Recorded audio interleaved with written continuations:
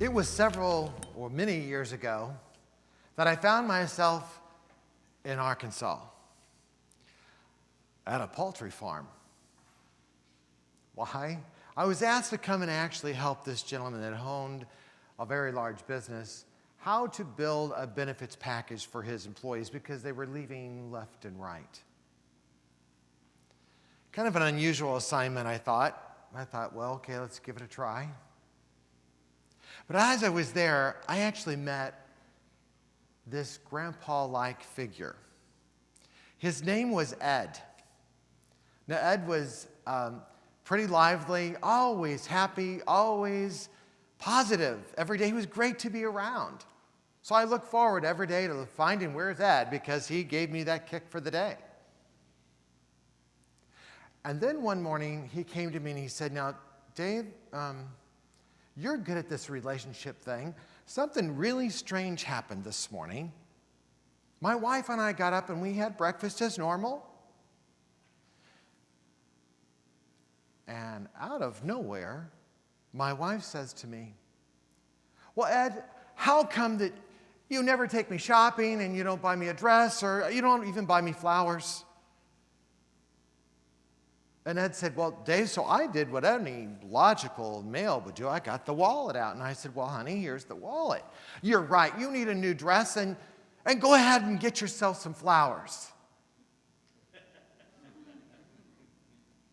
And he said, 'She didn't take the money out of my wallet. She just took my entire wallet and left the room.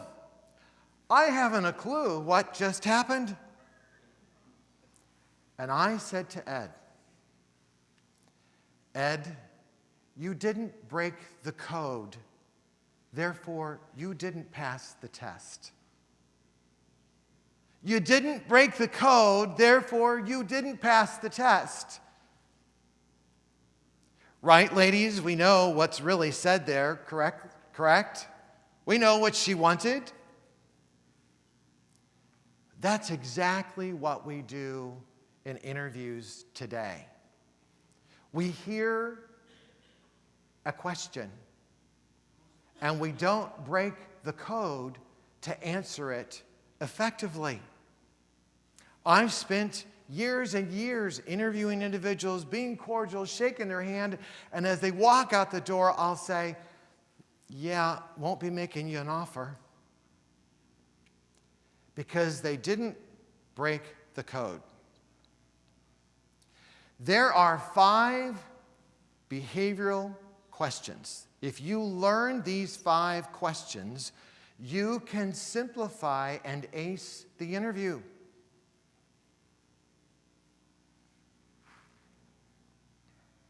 The first question that I call is a value question. The value question often sounds like this.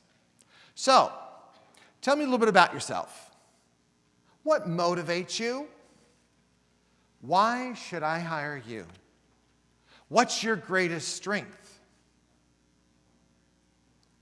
They're actually all value questions. I'm not asking the question for you to regurgitate resume. I already have your resume. Tell me something about yourself. So typically, in the years I've been interviewing, you hear people say, "I'm good with people. I can put in a good process. I can streamline flow charts, and I can save the company money." Great. You're good with people to what? Crochet? Good with people to sell? Good with people for developing long-term relationships? What are you doing with people? And then finish, tell me why. Tell me what value you bring. See, when I develop the relationship with individuals, I get people to do what? Tell me the value. I call this your own personal brand.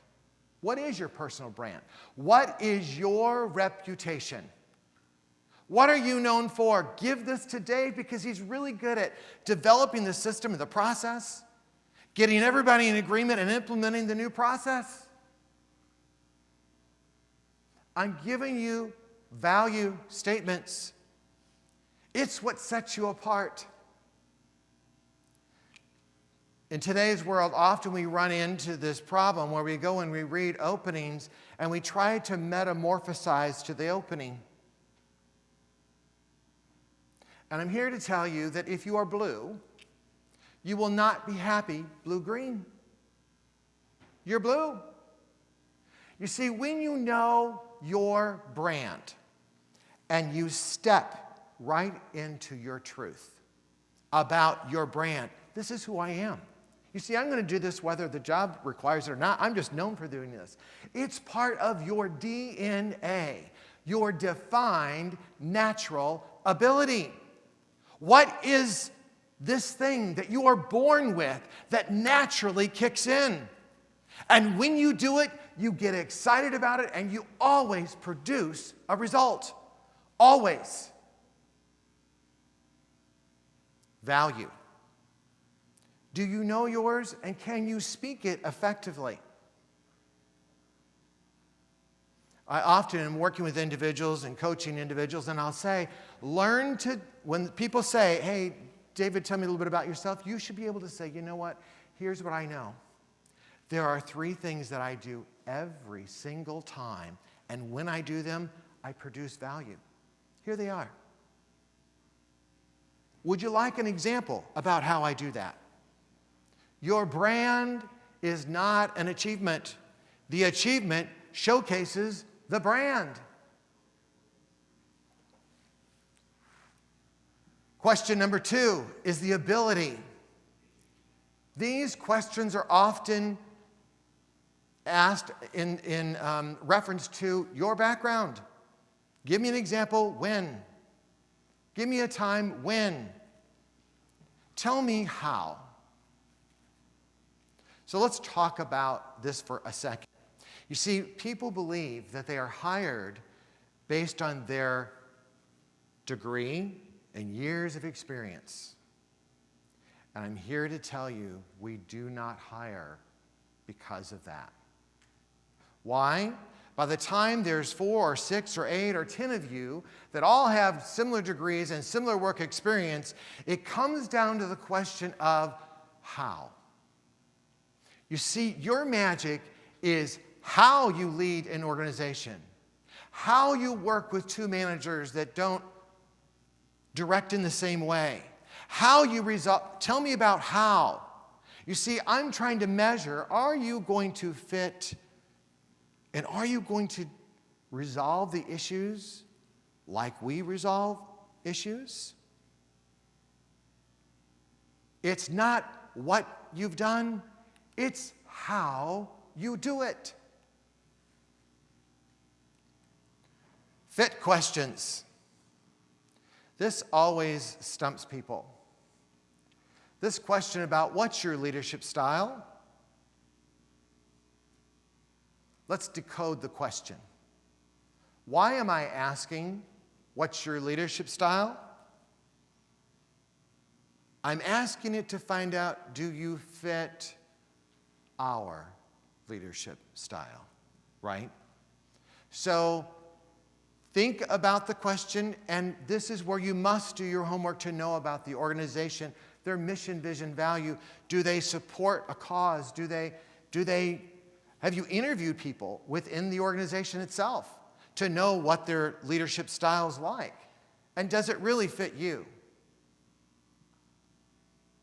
Remember that when you are in this process of interviewing, you're interviewing them. People that know their value will do this automatically. When you step into your truth and you stand firm, there is a belief that there is a place for you. Not, well, I guess I could learn that, and I could do this. Hang on. Are you becoming blue-green when you're truly blue? Weakness question. The weakness question is always very tricky, and we hate it, don't we? Stop asking the weakness. Sometimes we just come out and say, what's your weakness, right? Or sometimes we're going to say, give me an example of when you failed to complete a project on time. Weakness questions are always answered with the starting of this one phrase. Here's what I've learned. Because once you have learned something, you have flipped the equation. And you talk about what you learned, not focused on the weakness itself.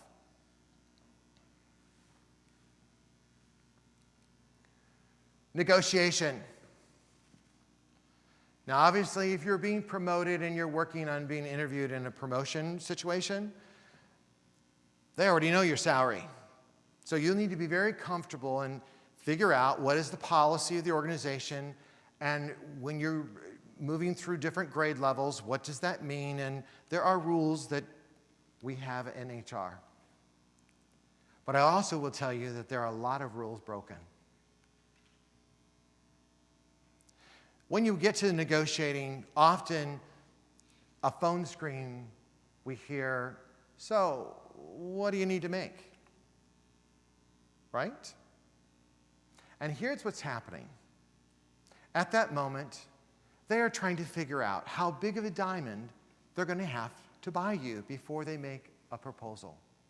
And what does the job seeker say?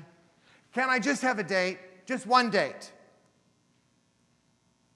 Get to know me.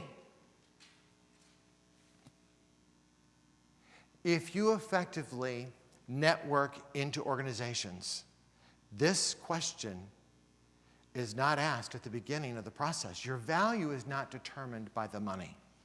Your value is determined by your value, your brand. See, I don't need to bag, and you don't need to bag either. You have value. Be determined to figure out what a real fit would be for you. You see, if you learn these 5 basic interview questions and you learn them well, you will have broken the code and you will have passed the test. Thank you.